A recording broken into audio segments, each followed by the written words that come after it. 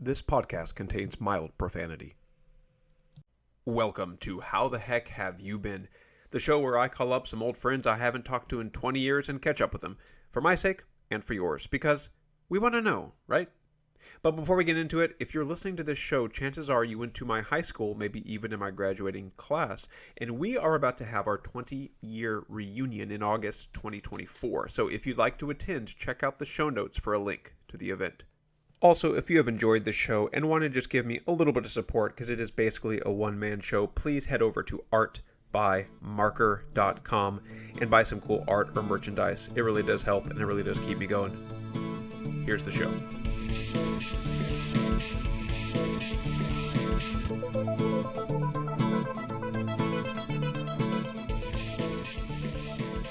Today I spoke with Carmel Simmons, whom I knew first as Carmel Henderson, an old friend from 7th grade at Hurst Junior High. We talked about her attending Brigham Young University as a 16-year-old, that's right, her civilizing influence on me, and that great nexus point that has come up so many times on this podcast, her 8th grade Halloween party. I hope you enjoy our conversation, and without further ado, here is how the heck Carmel has been. Admit. Hello. Hey, it is Carmel. Hello. What's Hi. up? Oh, just got back from dinner. Oh, where'd you go? Sushi. Oh, see, my wife and I are both really picky eaters. And so we grew up eating like chicken nuggets and mac and cheese and nothing else. And so we've broken into a lot. Like I'll do seafood now. I'll do a lot of grown up stuff, but we haven't gotten into sushi yet. We probably need to. Sushi is my daughter. She's 7. It's her favorite food, Nice. pretty much. So So it's like her cultured. favorite. You're doing something right. Yay. Is it real sushi or is it like California rolls? She gets salmon sashimi and miso soup and an avocado roll. That's like Yeah. her It's go-to. good stuff. Nice. Well, Yeah. so how the heck have you been? Just I've run been down the last 25 years in like just a couple of minutes. great. Go. All right. Well, let's see. I felt like that video I sent you was like perfect for tonight because it kind of was like a hark back to um our emo angsty teenage years where we Yep. knew each other and met and now we're like parents and And like trying to what a great generation to be in for teenage angst to be Blink 182. I So know, I'll right? put a link to the TikTok she said. This guy is reading Redfish, Bluefish, but it's to the tune of the Blink 182 song.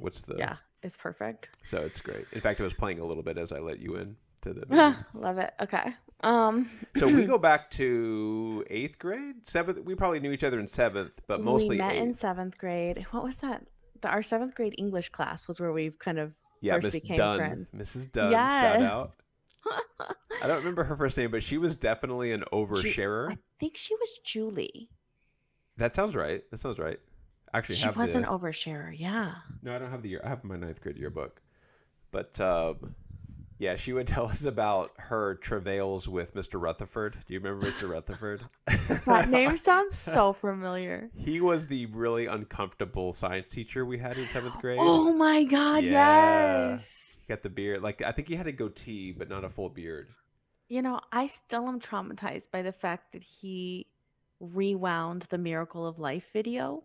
Do you Oh, remember that? so I was just thinking about that the other day. I was actually like kind of talking to my kids about it a little bit, but not in the biological, just like kind of the overall bird's eye view way.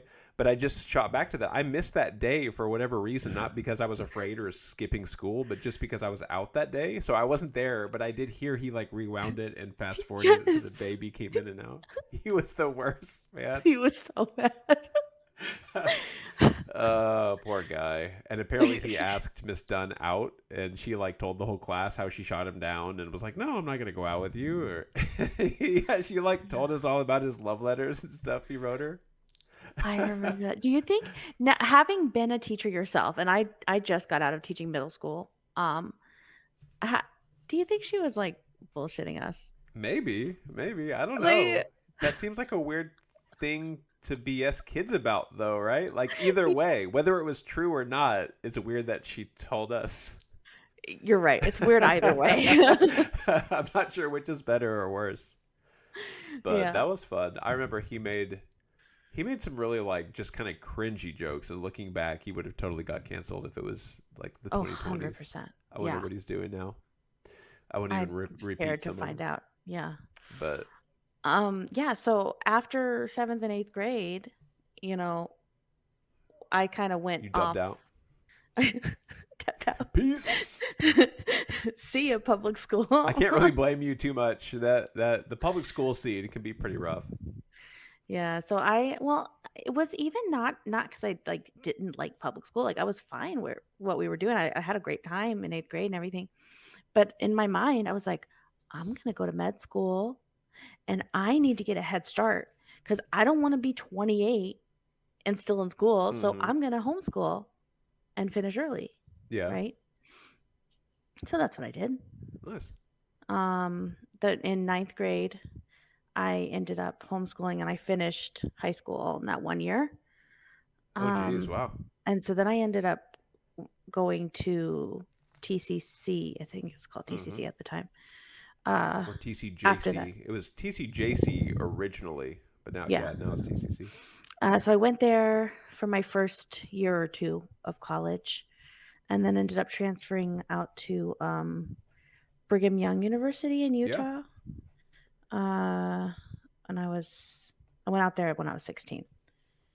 Wow. So, Um, what was the process for like getting? Was it a GED? Was it a full school diploma?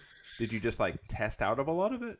so Texas is like the great lawless unknown, That's right? true with Like homeschooling. a Yeah. wild, wild frontier of education.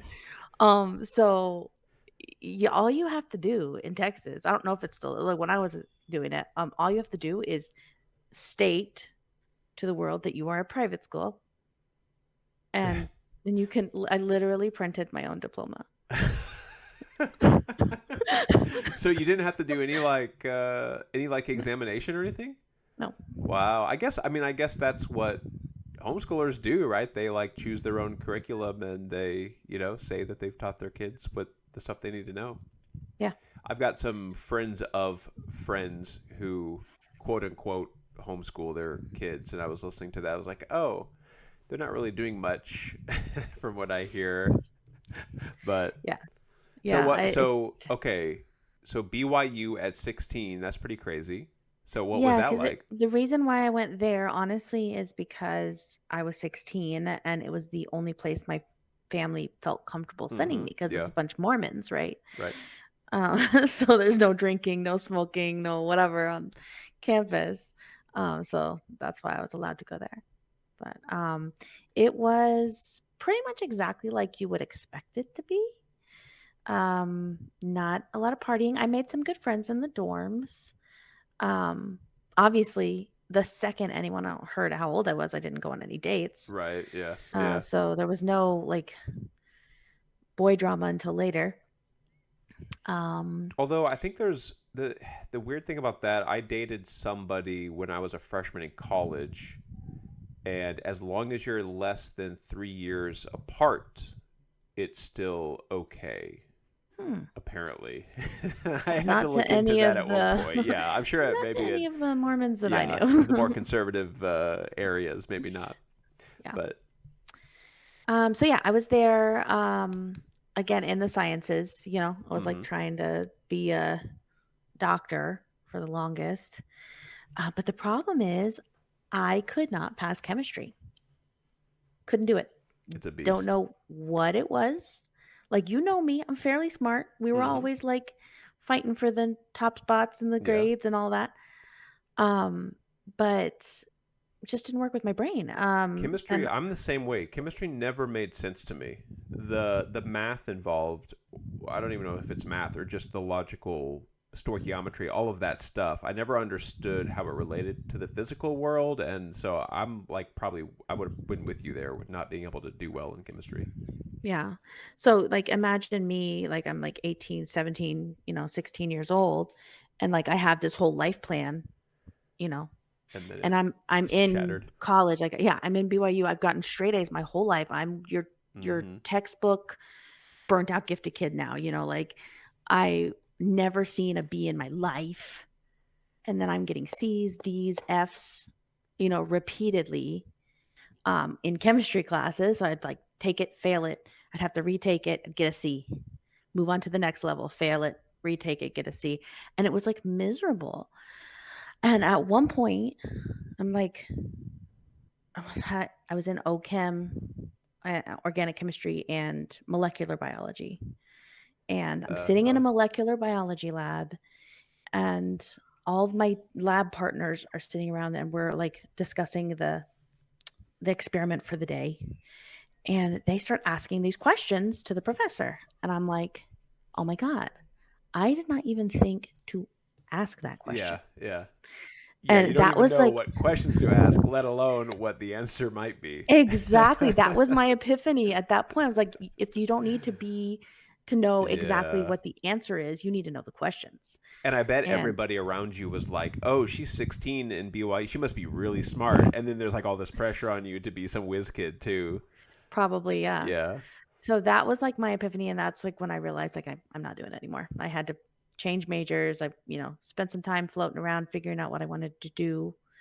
I spent a good year, a couple semesters in piano performance. That's cool. Because I always played the piano Mm-hmm. and was very musical growing up, and I just kept going with it. But I just decided at that point, like I didn't want it to be it was my way of de-stressing. Yeah. I didn't want it to be my career the way that I relied on financial Right. solvency and food, Yeah. So I decided that wasn't it for me. I'll just keep piano as my love and my passion. And I ended up in as a fallback in education.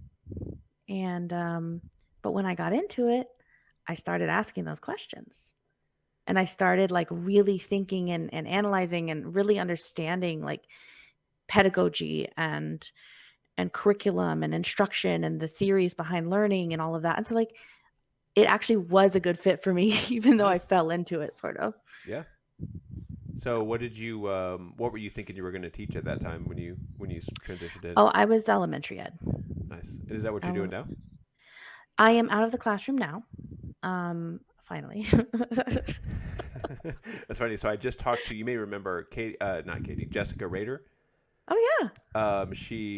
I mentioned you, and but anyway, she was a teacher too, but she's also not in the classroom. And I was a public school full time teacher, and I'm now not in the classroom full time. I'm doing a like part time private school, but Awesome. so I'm interested. So how was it out of the gate teaching?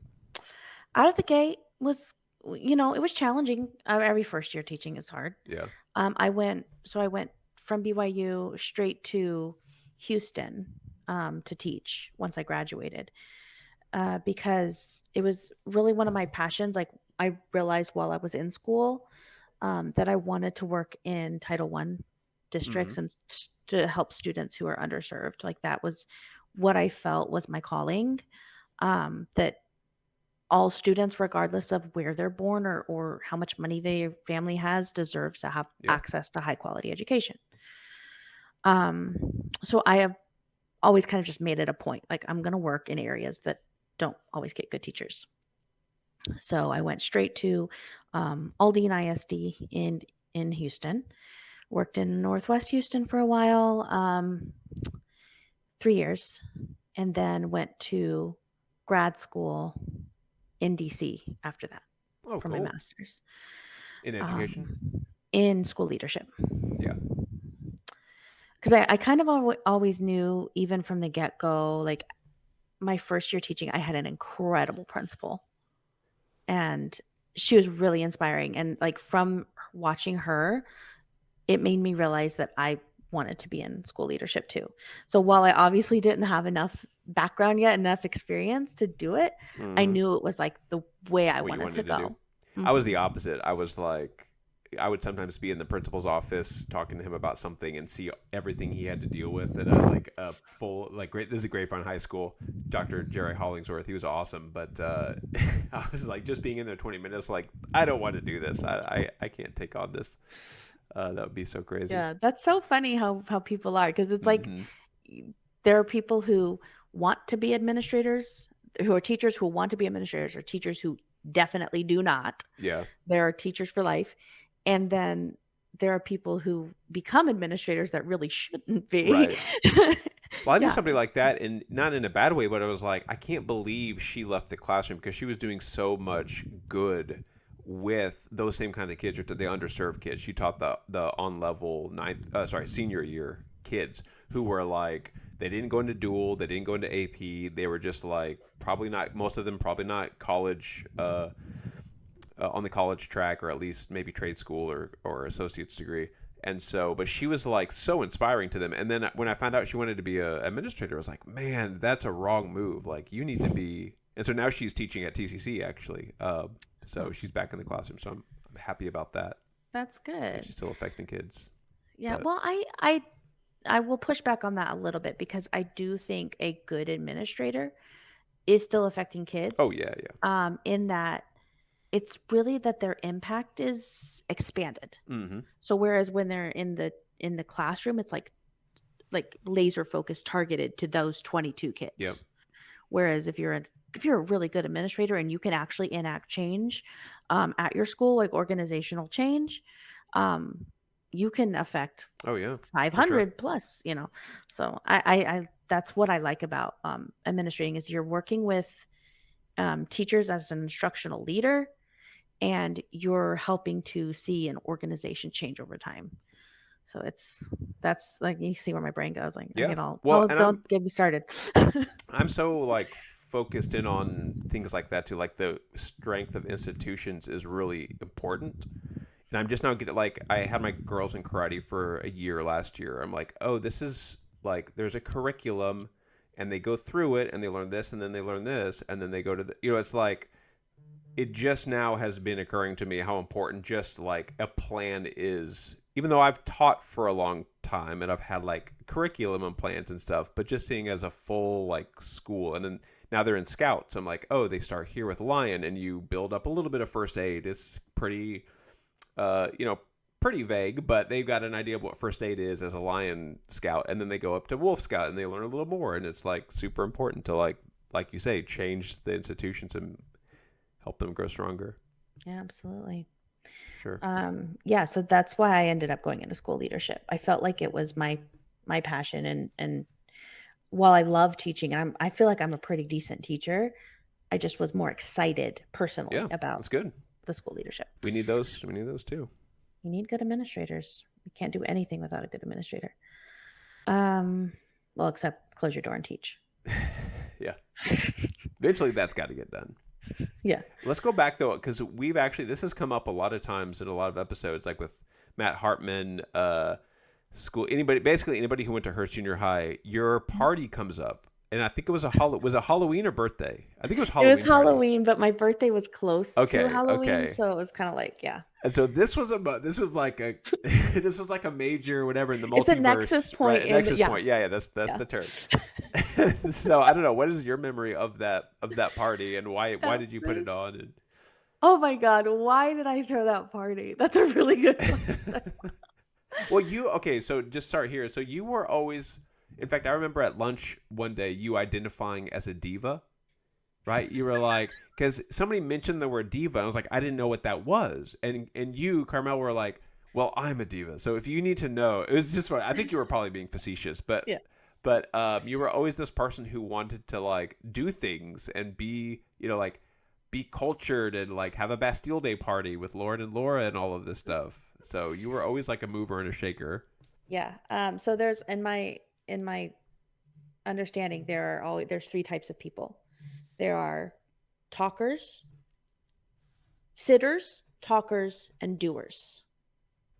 Okay, the sitters are the people who just like they sit on their couch, they watch um Love is Blind, and they don't do Golden anything with their life. Bachelor. Nothing wrong with that. Like Love is Blind, it's great trash television. I'm not gonna lie, like it's great, but that's what a sitter is. That nothing, no goals, no ambition, just that's it. Talkers are like the people that they say they're gonna do all these amazing things. Mm-hmm. They have like these great ideas, but it never actually happens. And then the doers are the people that get shit done. Yeah. They actually go out and do stuff. And I'm definitely a doer. I identify as a doer. I'm identify as a diva, a doer, all the things. Yeah. So I think I've always been that way. Um, if I wanted something, I made it happen. My mom has always said that about me. So yeah, I think I was really excited about being popular Hmm. in seventh-ish grade. You got that everybody got that talk in sixth grade where you're like, you're going to seventh grade, you're gonna be remaking yourself as Yeah. whatever you Yeah. want to be, whatever. I think there was one girl, I won't say names, but who like wanted to be a cheerleader. Like she wanted to be a cheerleader so bad. She wanted to she just like changed her whole personality Hmm. from Yeah. like just so she could fit into that vibe. And it worked. I mean, it worked. I think she went that way and whatever. But it was like she was a different person. So I Yeah. think that the party was because I was like really wanting to become that like Make popular a name for person that yourself. Yeah. yeah, exactly. Um and so that was, I would say, before I really got into really like the Broadway track, So would of that have being like, been? Do you remember? Was that seventh or eighth grade year? it was eighth grade party. Okay, that makes more sense because it would have been so weird to have done that quickly after seventh grade. No, it To was eighth like, grade yeah. Halloween. Okay, that's awesome. And then of course Miss Yeah, Banner. We haven't mentioned Miss Banner, and actually Miss Banner was Jessica Rader's mentor teacher. She's not Jessica Lugo, but so she taught at Trinity High School and like had Miss Banner as a mentor teacher. I'm like, oh my god, that's amazing. that is Full amazing. I circle. can imagine that she would be a Yeah. great mentor teacher. She came back. She's still doing it. She came back and to Grapevine High School my first year teaching, like the first couple weeks, and gave me a copy of like Dickens collected, like four novels of Dickens, and like had a little inscription in it. That was pretty cool. Oh, that's so sweet. She Yeah. came to my wedding. Oh wow, nice. Yeah, Where when I was it? married Where? my husband. We got married in Fort Worth in Okay. 2011, I think. Wow, that's So cool. she, yeah, And you sung at Lauren's wedding I as did. well. I What was it? did. That was a Nora Jones song, right? I think you sang "Came Away with Me." Maybe. I honestly cannot I remember. think I only remember that because I danced with my wife to that song. Oh, So I was like, oh, that's the one that Lauren had at her wedding too. that's awesome. Yeah, that is one thing that kind of makes me sad is I'm glad you're doing this because I have the worst memory. Yeah. Yep. Like all my details. I don't know why. It scares me to be honest. I'm like worried that's genetic or something. But yeah, I don't remember things like that. Like it makes me sad. I can't hold it all in. I think there's like I mean it's kind of a sickness that there are people who can't forget. It's like they wish they could, right? Because there are bad memories too, and you are like you have literally everything in your head. So Yeah, to some extent, it's like a good thing that. it can be because I do feel like I kind of live really in the moment and in present. I do like that. Hmm. Yeah. Uh, yeah. So where was I? I was talking about the eighth The grade party. Halloween party. Okay, so yeah, that party. I don't know why my mom let me throw a party. I don't know, but it was like a very big deal for us. Like I was never like the kind of kid that had a bunch of birthday parties, Hmm. like that. So I think maybe my mom was like making up for all that. Like I didn't have a ton of Yeah. And you big were birthday the parties. oldest, right? Yeah. You had two younger sisters, or Yes. Scarlett. I had two younger sisters, Mary and Sarah, and I don't know. No, at that time I have another younger sister now who's named Lily, but she Okay. was born when I was 15. So Okay. she wasn't there yet.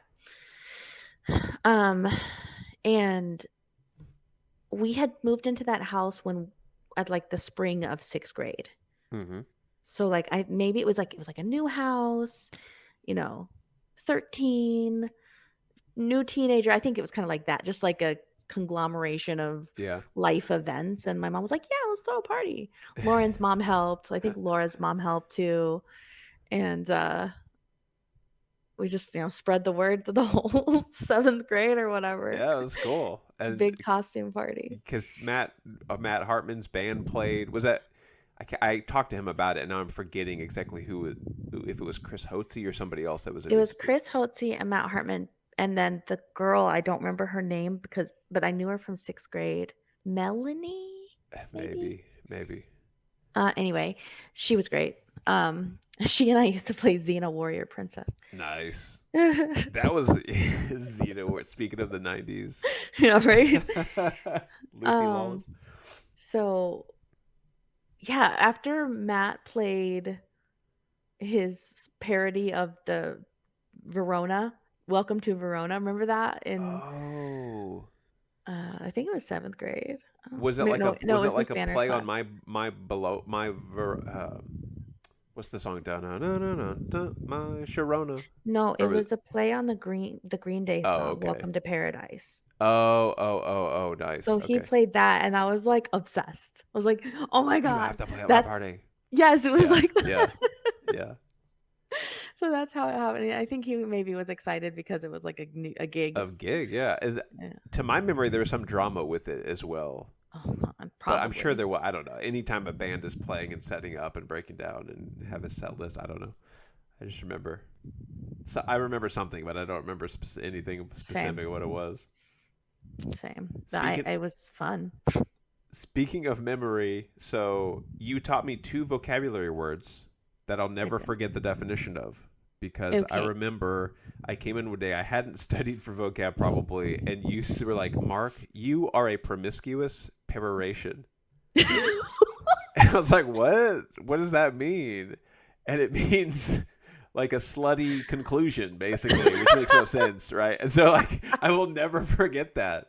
I'll never forget that those A words to the day I promiscuous die. peroration? Peroration, yeah, it means conclusion. To perorate, Perorate. Okay. So anyway, I mean, I guess that's better than being a promiscuous perforation. that's aren't they all? Aren't they all?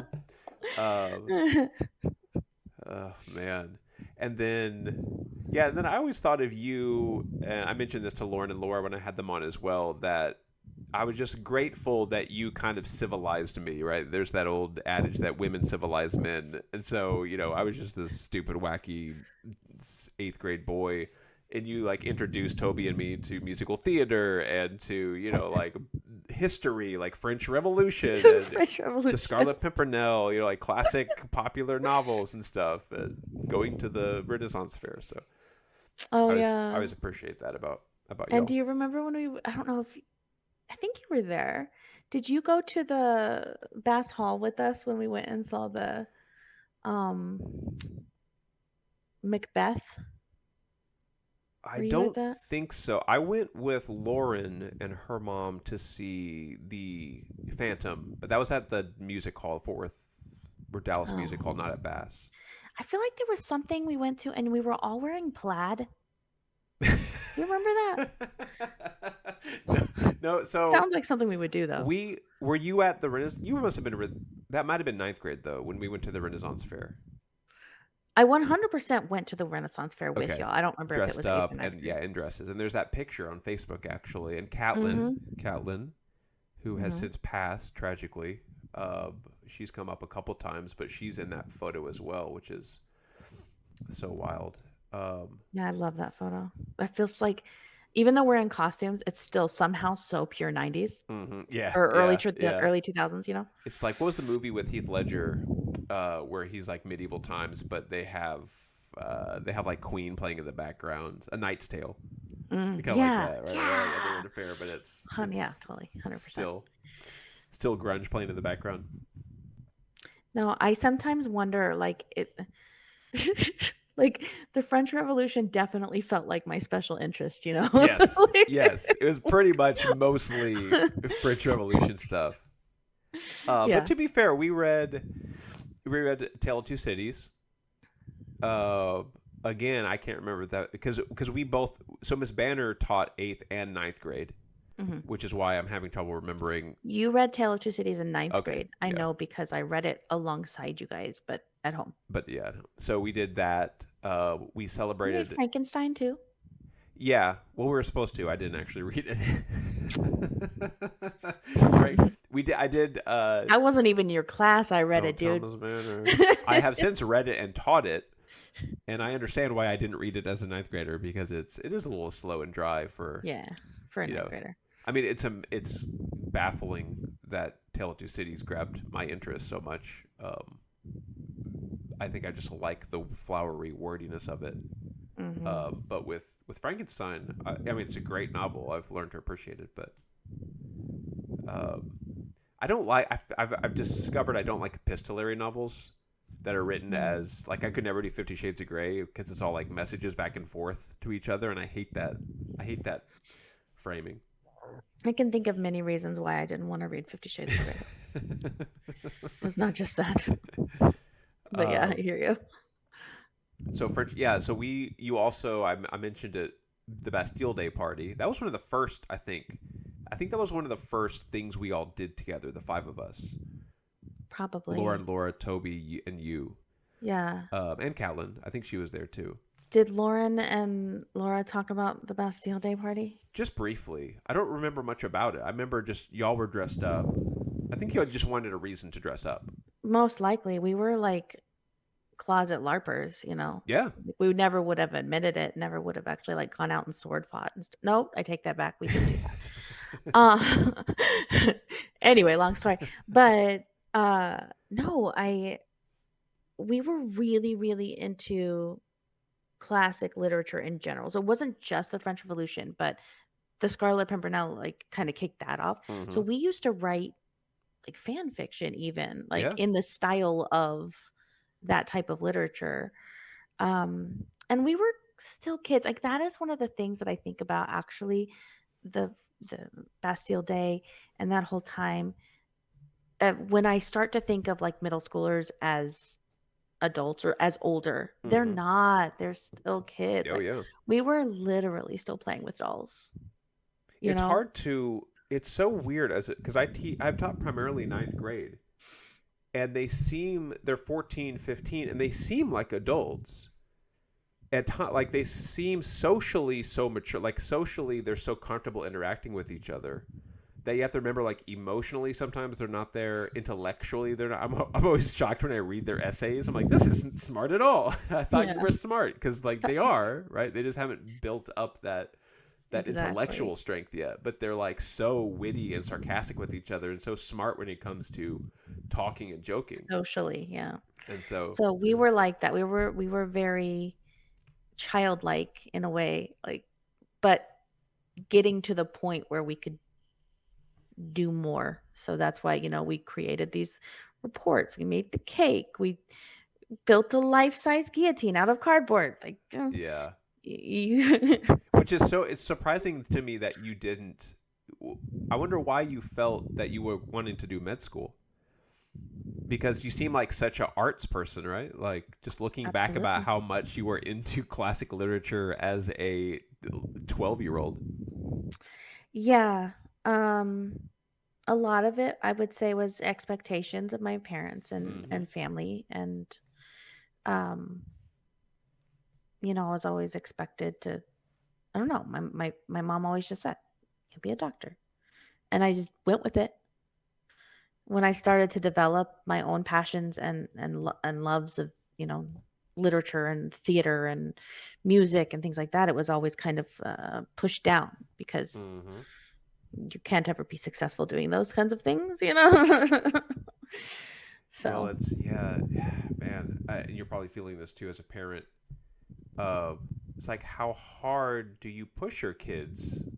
Like you don't want to like you. I want my kids to be ambitious and successful in some area, right? Like, and if they want to, major in art, it's like how much am I okay with that? Because it is really. I mean, like I'm trying to sell my own artwork now, just as a side gig, but it's like not the most lucrative thing ever. So it's a challenge. absolutely. Um, my daughter is very musical, which I love. That I've played piano for 30 years. She we started her at about 4.5, and she's 7 now, and it's been a uphill battle. It's been an uphill battle trying to Mm-hmm. get her to. enjoy it and practice, to the point where I just feel like every single practice session is a fight, Yeah. and I'm like, how much of this is healthy to do? But at the same time, you don't want to let her quit because you want to teach determination Yeah. and Grit. discipline, and it's our job as parents to teach our children how to stick to something, Mm-hmm. how to stick with it, how to be tenacious. And if we don't, then they're just going to float through life like, you know, Yeah. ADHD Yeah. little butterflies. Yeah. So, Um, and then you hope they find something they connect with enough and be passionate enough about that it's easier to stick with it. But yeah. yeah, the same way, like I mentioned karate earlier, we paid for the full year. So I'm like, all right, we're going to do this for a year and then we'll decide. But you are sticking with it for the year. And there was a lot of uphill battles. Yeah. There's a lot of fights getting to those practices. Exactly. We're doing our thing is she will take piano lessons till she's 18. Mm-hmm. And once she's 18, she can stop. Yeah. And the reason for that, she can quit anytime once she's 18. She can add an instrument. Like if she really gets into guitar when she's 12 or 13, really wants to add that in, totally fine. But the two things that we decided on before she was even born, she's going to play piano and she's going to play golf. Mm-hmm. Piano, because we feel like just as a discipline, it's good. The mathematics that you can get from music, the tonality that you can get, there's a lot of just creativity and imagery and color and dynamics and voice that you can learn from playing piano Yeah. that translates into other instruments if you wanted to go there. Um, Golf, because apparently there's like a whole bunch of scholarships that get Mm-hmm. unclaimed for female golfers. We're Yep, like, yeah, let's. golf or like rowing or yeah, there's a lot of sports. I've just been talking with a couple of different people about that where it's like, yeah, my daughter plays this because there's a lot of free money out there. Exactly. If you're even So in the top whatever 10%. yeah, so that's why we're sticking with it, and even when it's hard. Uh, but the thing is, she does really like it, and she Mm-hmm. is getting better. It's amazing what she can do now, compared to when she started, and I do think it's working Nice. as far as like teaching her about discipline and sticking to things. Do you still play as well? I do. So when we first started with this teacher, he's like a concert pianist, Juilliard trained, like he's Oh, nice. incredible, like um, teacher that I just happened to find by Googling him. And he just barely started taking students when I contacted him. It was like Yeah. this really nice coincidence of Ground floor. timing. So he agreed to take her, but because she was 4.5, she couldn't do a full hour. So Mm-hmm. when we started out, she would do the first 20 minutes and I would have the rest of the hour. Ah, nice. Yeah. Yeah, So it was yeah. like coming back and kind of re-honing my skills. I would say that I improved in my piano playing within those 6 months, those first 6 months over the last 20 years. Yeah, yeah, Like like it doubled it. was amazing. Yeah, I've definitely improved now. I can play much better now than I could when I was a kid. I wish I took it for like a year, maybe a year and a half, and then just wasn't enjoying it. But I feel like it's important to have your kids grow up with things like that they're immersed in and that are just a constant. Um, like for me, it was Scouts. Like I was in Boy Scouts with my I dad remember that. since kindergarten, right? Like lion, well, no, tiger cub, and then I became an Eagle Scout when I was 18. And so looking back, I'm like, oh, like you don't even realize when you're in it how formative that is and how much leadership you're learning and socialization and how to deal with people and things like that. Yeah. So that's good. I mean, even like, uh, it, I'm on board with your decision, Carmel. So in Thanks. case you needed my Good. validation, you have I it. did. I wasn't sure until now, and now I know. I feel like piano too is like one of the better. It's like it's all of the keys are there, all the notes are there, right? And you just have to hit them in the right with because I play a little guitar, but with Hmm. guitar it's a little bit more abstracted because you have to hit the right frets in the right place. So I still don't get the music theory of the guitar, right? I just Hmm. know this is a G chord, right? I know that I can play chords, but I still don't know. Like my brother-in-law will try to like teach me just some stuff. Oh, like because here's the C, and if you go halfway up, and then here's the fifth of this, I'm like, you've already Yeah. lost me. You've already Yeah, lost I me. know. Music theory is so But hard. piano, I could see it, right? You can kind of like visualize the whole board.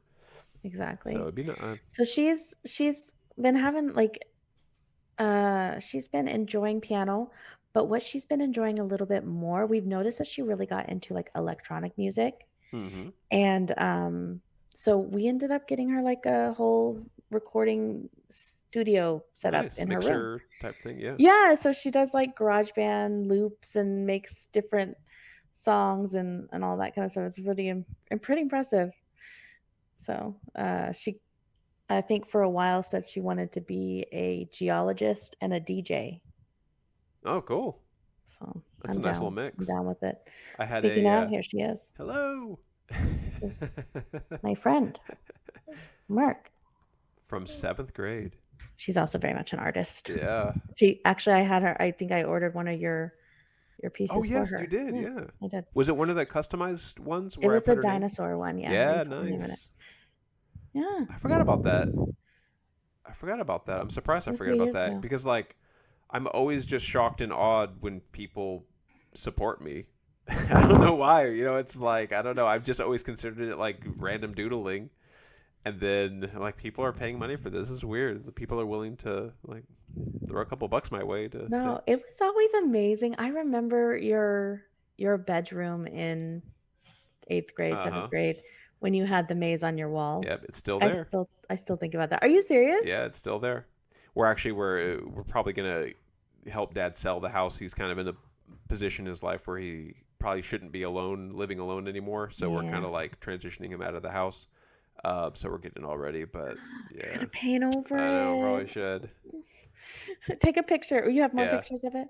I do have pictures. Yeah, I Yeah, you should. should. Can you send it to We me? should like remove the drywall as like a preserve it as a Yeah, historical put it like in landmark a or whatever. gallery. Yeah. But yeah. Anyway, I was gonna say I had a student. You mentioned geology and DJ, which are like a fun little mix. I had a student once who said she was like, I either want to be a ballet dancer or a criminologist. I was like, why not both? Like you're like dancing around the crime scene. Like I'm just picturing her like in the crime scene, but on point shoes. That's cute. Anyway, I think that's actually a great theme for like to tell kids. Why not both? yeah, yeah. And just do it all. Do whatever you want. Do whatever makes you happy. I'm trying to now. I'm trying to like juggle part-time teaching. I've got a novel I just finished up, and I'm trying to polish it to send off. Now that Lauren is published, I got Oh, to that's so get cool. published too. Of She course. started the domino falling, so and then also the art stuff. So I'm like trying to juggle these irons in the fire. Yeah. I Public still try to metaphors. be creative when I can. I did a podcast myself a few years Oh, ago. nice. Do you remember? It was called The Secret Room. Yeah, I yeah. told you about it. So he's my friend Ben Ham, the podcast host of that show is still going. Like the show's still going. I Oh, think it's cool. been I need like to 9 years now or take a look something at it crazy. again. Yeah, it's so great. So you can hear me on the first 2 seasons, and then I stopped when I had my daughter because That'll happen. podcasting with a newborn Yeah. done mix. But I've still like I still love writing. I still love creating, and so I'm actually just in the starting works of doing an audio drama myself. Oh, like Yeah. a series or a. So I'm not going to say too much about it just because it is early, and I don't want anybody to steal my ideas. But it's going to be like a series. It's a one historical event that Mhm. it has to do a lot with coincidence, and then each episode is going to be like a piece of the event, Oh, cool. kind of All culminating right. in the final thing. So I'm really excited about it. But that is the thing is like finding the energy as a Uh-huh. 30 something Yeah. to the energy and the time to maintain creativity is Yeah. really hard. It is hard. It is hard. I eventually had to just like have the talk with my wife. I was like, I want to be a published author. So can I leave the can I be a stay-at-home dad, right? Put our daughter in part-time daycare during the day so I can finish my first manuscript. Like I was like, if I don't do this, it'll just be me doing like 1 hour a week here and 2 hours. And I would try to wake up at 4 a.m. and write before a full time teaching position. And like Yeah. that's not sustainable. No. And then when she was born, I would I'd have her in daycare, but then I would also write at nighttime, so she would go down at like 8:30 or whatever. So I would write from like 9 to 2 a.m. Yeah, but by then you're also like just exhausted. Like you Yeah, can't think it's well. so hard to write that late at night. So now I'm like in a really good position where I teach Tuesday. Well, now it's Monday, Wednesday. So on Tuesday, Thursdays, most almost unless I have something else pressing, like from 8 to 10:30, I'm writing. Like I try to like dedicate it just to that, or else it will never get done. That's so cool. I really want to read So your manuscript. you want to beta read it for me? I'd love to. Absolutely. I'll send it to My you. husband, Ryan, he used to write for like Hollywood, like script. He's used to be a Oh, screenwriter. nice. But he kind of got out of it when they had the writer's strike and Mm-hmm. when he ended up joining the army and went on a completely different track. He's a very interesting person. If you knew him in junior high, then you should have him on your show. Yeah. But This was not the recent writer strike, right? You're talking about the one the years one ago. Yeah. before 9/11, Yeah. the Yeah. early writer strike. So he was out of work at that point, joined the army, ended up going to Iraq, and then ended up like in the intelligence, three-letter Mm-hmm. Yeah. agencies, analysts kind of work. Nice. Now he's in risk management, but uh, he has always loved writing and only recently has gotten back into it. And so now he and his brother, who's also a writer, have been like doing that where they like he comes over, or his brother Sean comes over, like once or twice a week, and they just spend the evening writing. It was just That's so nice cool. to see them like Yeah. really getting excited about a project. And Well, I bet he would. There's a lot of. We've got a couple guys. I don't know if we go to the DFW Writers Workshop. Lauren and Laura also are members, and so there's a Mhm. couple guys there that are like thriller writers that were also military and then intelligence, right? So like, Oh, so cool. your husband may have like some good background knowledge to be able to write a Absolutely. realistic. I don't know what Does. kind of stuff does he write? They're currently working on a uh maybe like sci-fi dystopian type thing. Oh, that's cool too. Yeah, it's really Nice. awesome. I'm So, so excited about it, but oh, I can't talk about one thing I always forget to ask guests, but do you have like a meet cute story when you met him? it. No, we met on OkCupid. Oh, nice. N- That is so like You know what though? We do. We stinking do. Okay, yeah. so here's the thing. We met on OkCupid because I was in DC and I was a teacher and I didn't have any money because it was the summer. So I was looking for a job. I knew I was going to go to grad school there, but I needed to find a job first. So I was house sitting for a friend and I needed to eat. Mm-hmm.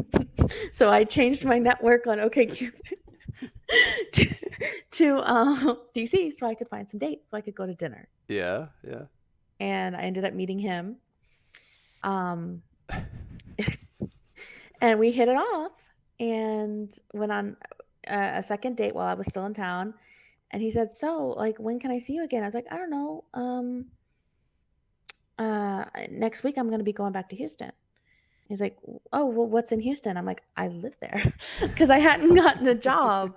But I Yeah. luckily got a job offer for a school on the last day of my trip and went back to Houston to pack up pretty much. And he and I talked for hours pretty much every day for that month. Oh, that's cool.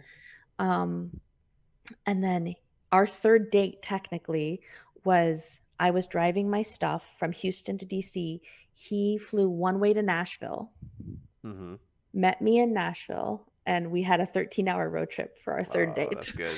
But it worked out. I mean, it's It's a like long everybody third thought date. he was crazy Yeah. because it's like you barely know this chick. But it was like either it's going to be really awkward for a few hours and Yeah, never see him again. you'll learn one way or the other real Yeah. quick. And it was obviously, history. So it was very good. Oh, that see, you do have one. Everybody Yeah. does. I feel like the best relationships that I know of, like my friends, were online, like on dating apps and stuff. It just makes it like the way the old school way is so arbitrary. It's so like just slap everybody, whoever you happen to be around, right? Yeah, absolutely. And I also feel like our generation of meeting people, um, like we were in the golden age of online dating. Mm-hmm. Yep. Whereas now I kind of feel like it's a lot of devolved into like Hookup. Yeah, exactly. hookup culture for sure. From what I hear. Mm-hmm. Yeah. Just So sad. we got lucky. All right. Well, we're getting close to the hour mark. We Hmm. still have a couple things. So I don't know how much you're going to be mad at me for this, but I always give a quiz to my guests. All right, I'm ready. It's a kind of like, I don't know if you ever listened to what's the NPR show? Wait, don't tell me. Love that show. I think they always, when they have a guest, they always like take their name and they modify it slightly. So this is a what do you think this is going to be a quiz about, Probably the Carmel? French Revolution. Oh, that would have been good. That would have been good. This is a 5 question quiz about caramel. Oh, come on. So, how I'll try my often do best. you get that still? Do people call you Carmel? Probably Yes. all the time, every It's a day. little better out here in LA because like LA is 45% Hispanic, Latino. So a lot of people are familiar with the name Carmel and Now, was your got a your new mom was your mom Latina? my father.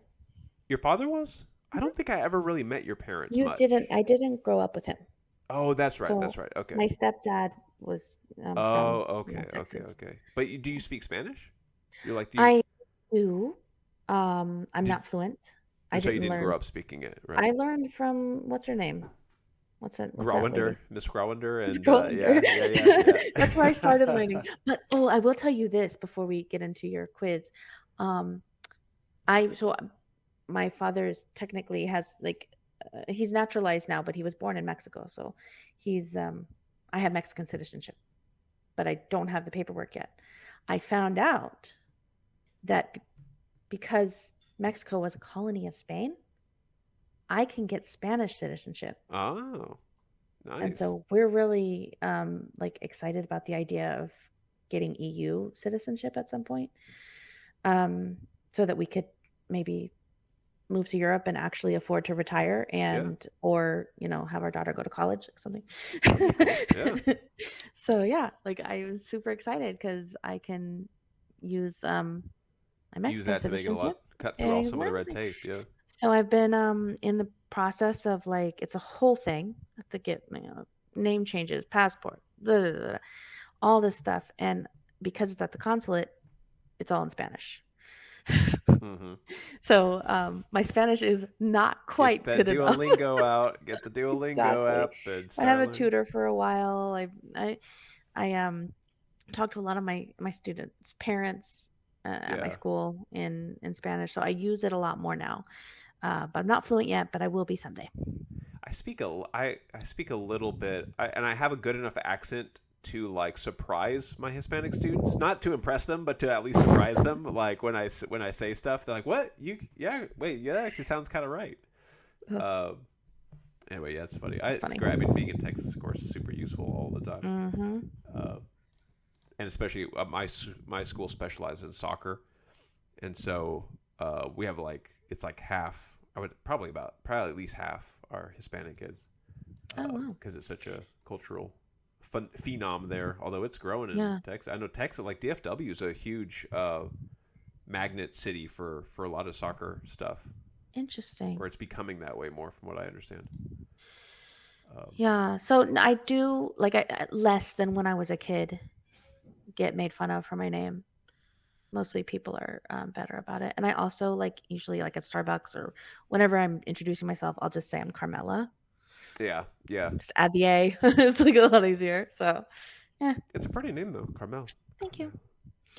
Thank All you. right, so now let me open up the old trauma of do I'm you ready. now are you a caramel family or a caramel family in terms of how you pronounce the sugary sweet? How do you say it? I feel like when I was a kid, I said caramel, but now It's I say caramel. yeah, it sounds so bougie to say caramel. To take the Yeah. time to say caramel, caramel. Yeah. It almost sounds French too. Maybe that's one of the questions. I don't know. Oh, okay. It's not. I'm ready. All right, Oh, number damn. one. The process called caramelization starts when sugar is heated to at least how many degrees Fahrenheit? 120, A, 120, Oh, thank B, God I get multiple choice. 220, C, 320, or D, 420. Eh, I'm gonna say 320. Correct. Correct. I didn't actually mark the correct answers on some of these, but I'm pretty sure I know them all. Anyway, okay. Number two, if you cook caramel to about 290 degrees Fahrenheit, you end up with what? A. White chocolate. B. Simple syrup. C. Toffee. Or D. Molasses. Mm, mm.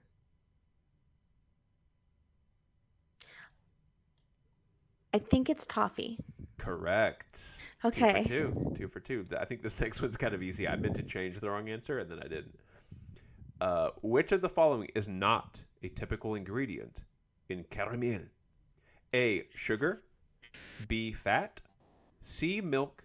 Or D. Cheese. I hope it's cheese. Yes, Okay, cheese good. is correct. I meant, Gross. like I said, I meant to change that to a more reasonable answer. As a teacher who knows how to write good test questions, that was not a good test question. Number four, which of the following countries is not one of the biggest producers of caramel? A. China. B. Thailand. C. Canada. Or D. India. What? This would be the hard. This would be the Well, I feel like China probably is because they're the biggest producers of XYZ everything. So I'll say Thailand because it's small. incorrect. Oh, I think they produce a lot because there's a lot of sugar cane there. mm, It was Canada. India okay. And produces a bunch, and so does Thailand. And China. You're correct. All right, number. It's just now occurring to me. Probably those are all in the tropics where you can grow maybe oh yeah, sugarcane good easier. point. All right, number five. Some say that the Arabs were the first to discover caramel around 1000 AD. It's believed that it was a crunchy kind of caramel created by the process of crystallizing sugar in boiling water. The Arabs called it kurat al-mil, M-I-L-H, which roughly translates into a. Let me read the word again. Kurat al-mil, Hmm. which roughly translates into A. Sweet ball of salt. B. Burnt sugar treat. C. Honey delight. Or D, or D. Goopy goop goop. I want it to be goopy goop goop, but it's not. I It's made up all three of the wrong answers on this one. yeah, I think it's honey delight. Incorrect. Sweet Oh, ball of salt, apparently. huh. I don't know enough. I only know a little bit of Latin and Greek roots, not the Arabic languages. Well, here's Sanskrit, my probably. thinking. Here's my thinking. Even like I think mine should be correct. Because the the Arabs have a big influence on the Spanish language, Mm-hmm. you know, Mm-hmm. and honey in Spanish was miel, Oh, that's good. All right? right. I'm going to Right? give you a bonus point for that, for your Yes. defense of that question. That's pretty good. All right. So 4 out of 5, 80%. Do you want to know how to say sugar cookie in Arabic? I learned it from my husband. Yeah. Cocksucker. No, is that real? Yeah. That's, I'm surprised I've never heard that before. That's such a good one.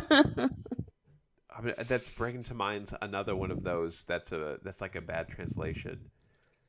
Oh, there's some other word like really that's really close. I can't remember what it is. Maybe it's like a fukar or something like that. Hmm. But anyway, classy note to end on. Love Yeah, it. you know. I feel like I was going to ask you one other thing before we. Oh, so are you still in education now? You're still administrator. What position are I you in? am so it's really boring, but I like it actually. I'm a it's called a targeted student population advisor, TSP advisor. Mm-hmm.